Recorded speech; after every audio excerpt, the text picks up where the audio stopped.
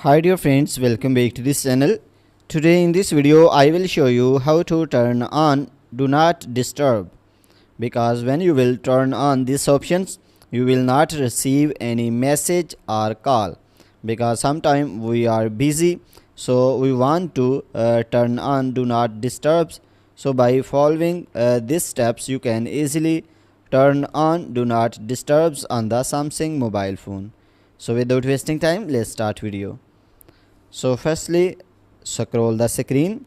So when you will scroll down the screen, here you can see different options. So just click on and sub is on.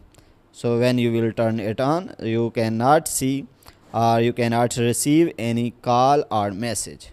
So guys, in this way you can turn on do not disturb on the Samsung mobile. If this video is helpful for you, then please give like this video and subscribe our channel.